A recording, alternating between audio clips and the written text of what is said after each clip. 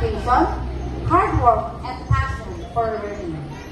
Truly, she is an inspiration to all of us.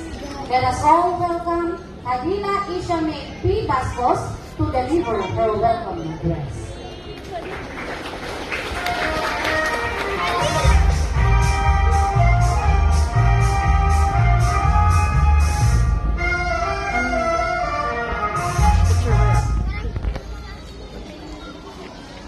To our distinguished guests, our public schools district supervisor, Dr. Arnold G. Madriaga, the very young and supportive school head, Sir Ronald A. Taguba, our dear teachers, to all barangay officials headed by Barangay Captain Honorable Elsa G. Bali, SPK officials headed by Kagawad Elser C. Acorda, to our dear parents, good morning and welcome.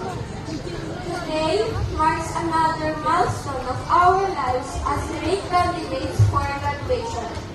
As we enter a new chapter for this life's journey, I cannot help but realize how wonderful this primary school has been for me and my fellow candidates for graduation.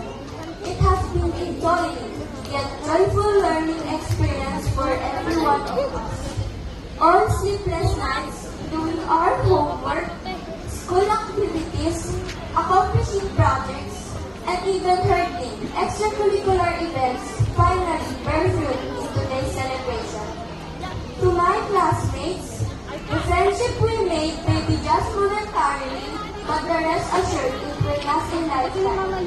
We may see each other again, not every day, on the streets, in different schools, many other places. Malila is a Or lady, greeting you with the same joy in my heart, just like the first time I saw every one of you. Puro To pa lang our yan, school diba? head, thank you for all the effort and support you have given us.